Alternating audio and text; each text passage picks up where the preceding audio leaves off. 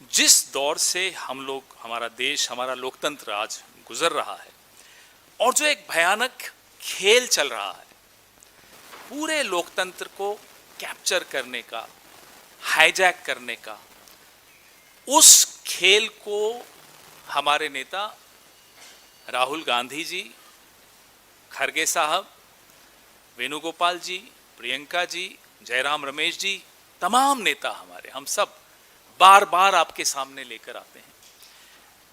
और इसलिए नहीं लाते कि साहब कुछ राज्यों में हम जीते, कुछ राज्यों में हम हारे, लगातार ये सवाल भी आते हैं, उस पर भी जवाब दूंगा मैं आपको। 2024 में मुझे याद है, मैं और जयराम रमेश जी इसी मंच पर बैठे थे, हरियाणा का चुनाव का नतीजा आया था, तब भी हमने कुछ इंगित किया था। उसके बाद राहुल जी ने एक बहुत विस्तृत प्रेस वार्ता की हरियाणा के वोट चोरी के विषय में। कर्नाटका के अलंग, जहां 6015 वोट का हेरफेर कैसा हुआ था, वो आप सबके सामने रखा। महाराष्ट्र में 5 महीने के अंतराल में 40 लाख कैसे नए वोट इंसर्ट कर दिए गए, लिस्ट में डाल दिए गए, वो हमने आप सबके सामने रखा। ऐसे अनेक उदाहरण आपके सामने रखे। तो ये कोई पहली बार नहीं है कि हम लोग आपके सामने वोट चोरी की बात कर रहे हैं। एक वोटर लिस्ट के जो फ्रॉड से, उसके अलावा SIR की चाबुक और परिसीमन का चक्रव्यूह, ये 3 तरीकों से आप देख रहे हैं कि कैसे पूरी चुनावी प्रक्रिया को अपने कब्जे में लिया जा रहा है। ये इस देश में और हमारे जैसे लोकतंत्र के इतिहास में, अगल बगल के देशों का मैं नहीं उदाहरण लेना चाहता, मैं नहीं चाहता भारत की तुलना हमारे अड़ोस पड़ोस के देशों से करूं, लेकिन ये कहीं देखने को नहीं मिलता जहां भी एक परिपक्व और स्वस्थ लोकतंत्र है। हमारे देश में एक परिपक्व और स्वस्थ लोकतंत्र रहा है, उसमें इस तरह का 3 तरफा हमला, मुझे लगता है, हम सबको लगता है कि जो लोकसभा के परिणाम थे, जिसमें एक माइनॉरिटी सरकार चलाने पर नरेंद्र मोदी जी को विवश कर दिया, उसके बाद एक षड्यंत्र रचा गया कि कैसे चुनावी सिस्टम को पूरी तरह से ध्वस्त कर दिया जाए। ऐसा नहीं है कि हम इन 5 राज्यों के चुनावों के बाद ऐसी बात कर रहे हैं। जैसा कि मैंने आपको कहा, कई लोग कल से पूछ रहे हैं, अरे साहब केरला में तो आप नहीं बोलते वोट चोरी हुई है, SIR हुआ, तमिलनाडु में नहीं बोलते। तो साहब ध्यान से कान खोलकर आप लोग सब सुन लीजिए, आपके माध्यम से कह रहा हूं। कमल कहां खिलता है?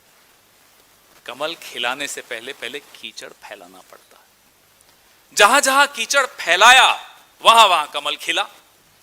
अब तमिलनाडु में कीचड़ नहीं फैल पाया तो कमल नहीं खिल पाया, केरला में कीचड़ नहीं फैल पाया तो कमल नहीं खिल पाया। तो यह कह देना कि जहां कांग्रेस जीत जाती है या गठबंधन के साथी जीत जाते हैं, वहां तो आप नहीं कहते कि SIR की मार पड़ी या वोट चोरी के माध्यम से कुछ हुआ या ज्ञानादेश हुआ, ज्ञानादेश हो गया, वहां तो नहीं होता। तो कारण आपने सुन लिया, कमल के लिए कीचड़ आवश्यक। केरला में 1 से 3 सीटें या 2 सीटें, जितनी भी अब इनकी बड़ी हैं, हर जगह प्रयास किया जाएगा कि पहले कीचड़ फैलाया जाए।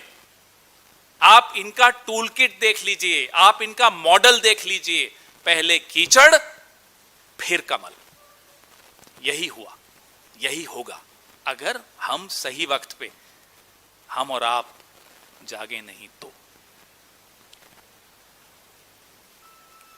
बार बार हम बंगाल और असम की बात करते रहे, पश्चिम बंगाल और असम की, हम सब आवाजें उठाते रहे, भले हम एक दूसरे के खिलाफ चुनाव लड़ रहे हो, TMC और हम, लेकिन आवाजें उठाते रहे, साहब कीचड़ फैल रहा है।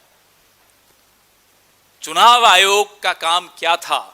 कीचड़ फैलने से रोकने का काम था, हेट स्पीच पे मजबूती से जवाब देने का काम था, एक्शन लेने का काम था, शिकायतों पे का संज्ञान लेने का काम था। चुनाव आयोग ने उस कीचड़ में खुद लेट लेट कर लोकतंत्र को दागदार बना दिया। यह हमारी शिकायत चुनाव आयोग से है, इस देश की शिकायत चुनाव आयोग से। हम TMC के खिलाफ लड़े बंगाल में, आप सबने देखा, मजबूती से लड़े, प्रचार भी किया, सब कुछ किया, लेकिन वो हमारी लोकतांत्रिक प्रक्रिया का हिस्सा था।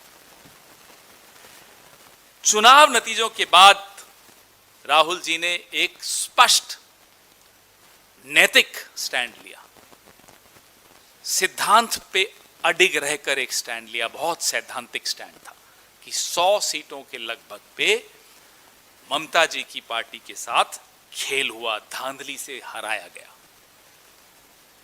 यह मायने नहीं रखता कि हम उनके खिलाफ चुनाव लड़ेंगे, यह मायने नहीं रखता कि हमने चुनाव प्रचार में एक दूसरे के खिलाफ खुलकर छींटाकशी की।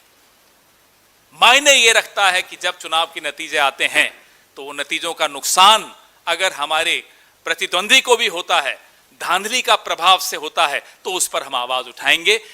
मैं बधाई देता हूं अपने नेता को कि उन्होंने इतना सैद्धांतिक स्टैंड, सैद्धांतिक एक बात इस दौर में कही जहां सिद्धांतों की राजनीति का ऐसा लगता है कि समाप्त ही हो चुकी है। 30 लाख के करीब जीते जागते असली मतदाताओं को वोट के अधिकार से वंचित किया गया। 91 लाख तो गायब हुए, 28 लाख को मताधिकार नहीं दिया, बोले कि अभी आपका डिस्प्यूटेड है, देखते हैं क्या है। 91 लाख वोट, 10 से 12% वोट आप एक राज्य से हटा दोगे और फिर कहोगे हम जीत गए। और टारगेटेड डिलीशन, जैसे महाराष्ट्र में टारगेटेड एडिशन था 40 लाख वोटर्स का। भाई आप मोबाइल बंद करिए प्लीज। जैसे महाराष्ट्र में 40 लाख वोटर्स का टारगेटेड एडिशन था, बंगाल, असम में टारगेटेड डिलीशन था।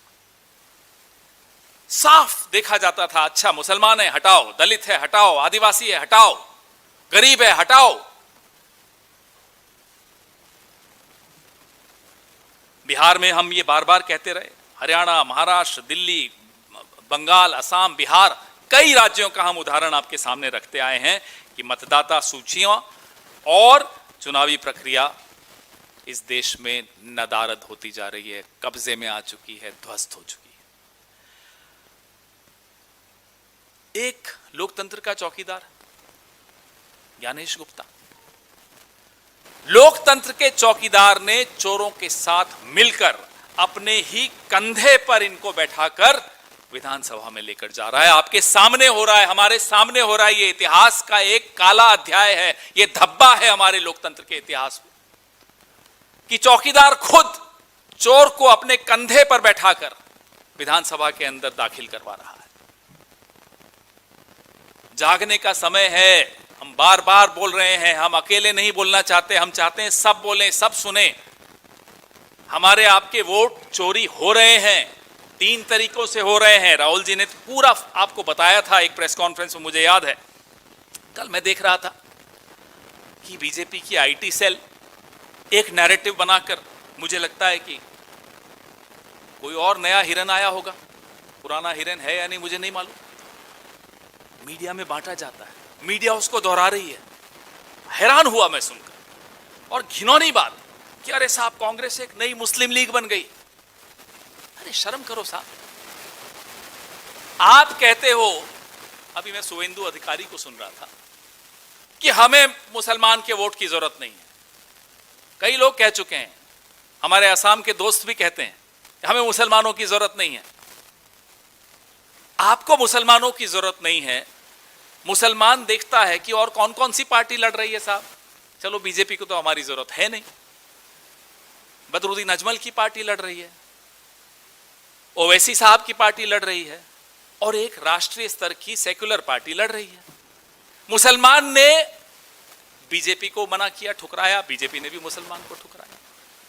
मुसलमान ने बीजेपी की तरह की जो तथाकथित मुस्लिम पार्टीज हैं उनको भी ठुकराया। किसको वोट दिया? एक सेक्युलर पार्टी को वोट दिया। आपको उसमें भी शिकायत है। क्यों शिकायत है साहब? आप वोट को भी रंगीन क्यों बना रहे हैं कि साहब ये केसरिया रंग का वोट है, ये हरे रंग का वोट है, ये नीले रंग का वोट है? क्या है ये? 664 विधायक कांग्रेस के, उसमें 78% हिंदू और 12% मुसलमान, लगभग यही आबादी का प्रोपोर्शन है।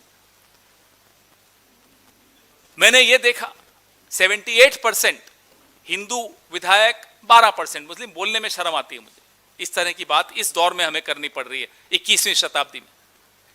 मुझे याद है यूपी का चुनाव हुआ पिछला, कुछ सीटों का आंकड़ा आया, हमारे साथी बैठे हैं, इन्होंने निकाला, साहब यहां तो 65% मुस्लिम आबादी है, बीजेपी जीत गई। बीजेपी वाले आए टीवी पर बन ठन के मेकअप करके, बोले साहब देखो मुसलमानों ने भी हमें वोट दे दिया। जहां आपको वोट मिलता है मुसलमानों का, वहां आप खुशी खुशी इठलाते हुए आते हो, साहब मुसलमानों ने हमें वोट दे दिया। जहां आप खुद कहते हो हमें मुसलमानों का वोट नहीं चाहिए, वहां आप कहते हो देखो देखो कांग्रेस को वोट दे दिया मुसलमानों ने। ये संविधान की भाषा है क्या? इस तरह की राजनीतिक संस्कृति बाबा साहब अंबेडकर के संविधान में उसकी अनुमति है क्या? हम गलत कहते हैं जब हम कहते हैं कि ये संविधान बदलने को आतुर हैं, ये इंतजार कर रहे हैं कब ये संविधान बदल सके? क्या राहुल गांधी जब अपने हाथ में वो लाल किताब, वो लाल संविधान रखते हैं और बार बार दोहराते हैं, बार बार याद दिलाते हैं कि इनकी असली मंशा यही है, ये इनके इन कथनों में, इनकी इन टिप्पणियों में आपको नहीं समझ में आता? आबादी के हिसाब से कांग्रेस पार्टी ने आज से नहीं, पिछले 140 सालों के इतिहास में आबादी के हिसाब से सबको प्रतिनिधित्व दिया है। यही असली लोकतंत्र है, यही असली सेक्युलरिज्म है, यही असली नारा उन्होंने हमसे चुराया होगा, लेकिन असली सबका साथ सबका विकास यह है। शुभेंदु अधिकारी की कल की आप टिप्पणी सुन लीजिएगा।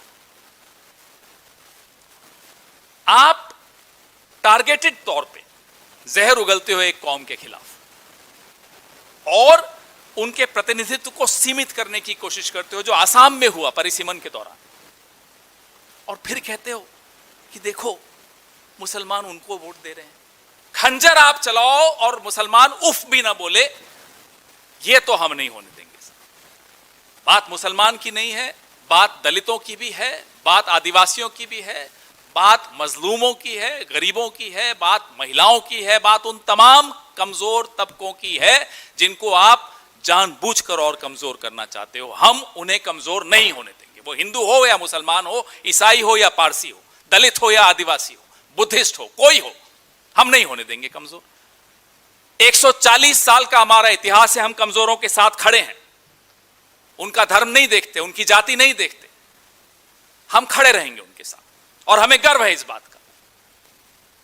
बंगाल में हिंसा का एक दौर शुरू हुआ है जब से नतीजे आए हैं, उसे रोकने की जगह दिल्ली से उन्हें भड़काने का काम हो रहा और कोई उसके बारे में बात नहीं कर रहा। रोज डिबेट्स हो रही हैं, बड़ी बड़ी बातें कर रहे हैं, साहब इनका एग्जिट पोल ठीक हुआ, उनका गलत हुआ, ये हिंदू पार्टी हो गई, वो मुसलमान पार्टी हो गई। शर्म करिए साहब, हो क्या रहा है बंगाल में? ये